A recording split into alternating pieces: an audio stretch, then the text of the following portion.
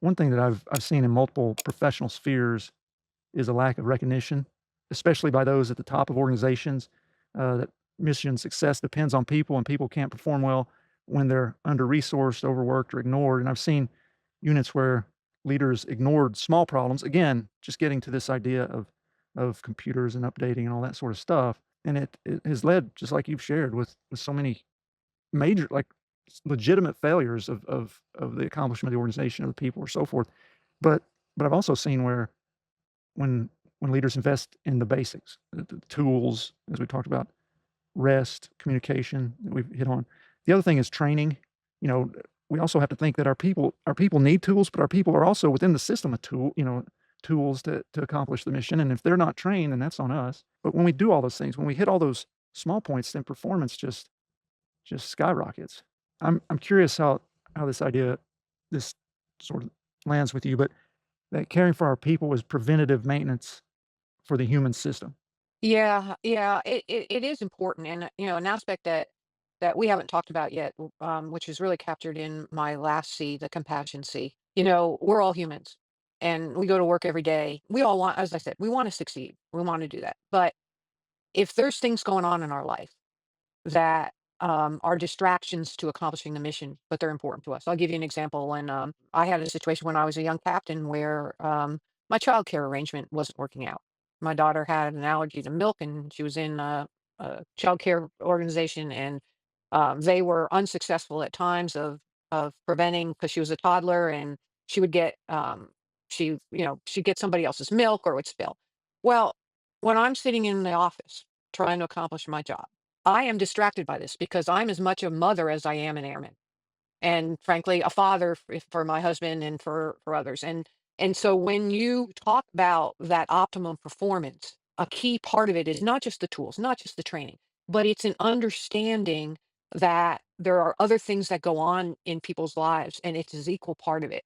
So when you go about looking at okay, what's our plan to go forward, you have got to consider to give them, it's not just rest, but it's time to deal with those things.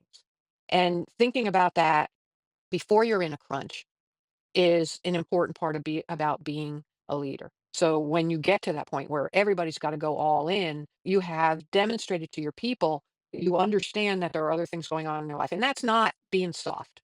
That's being realistic, that I am not going to get optimum performance from you if you're sitting there worried about whether your kid is crawling through milk and you're going to get a call to have to take her to the hospital to because she's broken out into hives.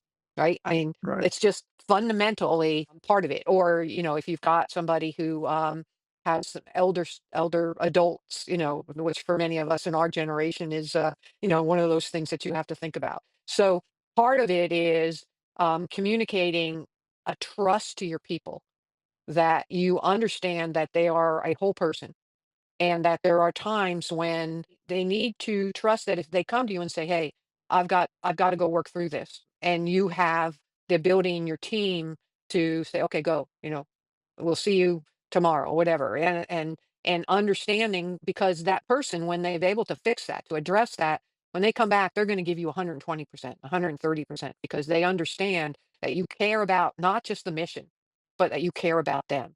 So it's not just about those things that directly affect the mission. It's those second order things, if you will, that allow people to come to work and to do their job with their attention being where it needs to be at that time and not somewhere else. Because that's when those mistakes, like putting the wrong units in, come in, is when people are not focused on what it is they need to do. And that's just equally important as all these other things, Tom.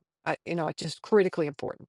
Absolutely. I agree completely with that. I think it's, to some degree, it's being just, I think, good humans.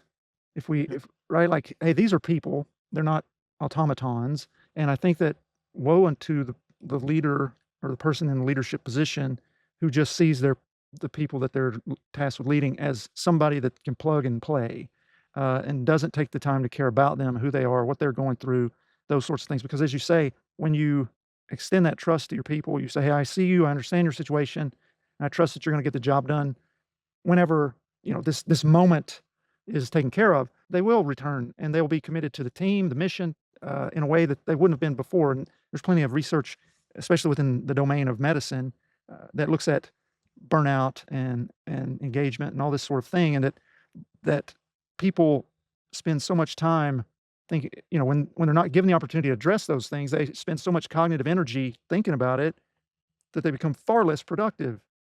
So Mhm. that even though somebody who's out there just wanting to count beans, they say they're here, they're supposed to be, generating whatever per hour, they're not getting that productivity because a lot of their cognitive energy is somewhere else. So if they had time to actually go and address that, just as you say, they'd come back so much more productive.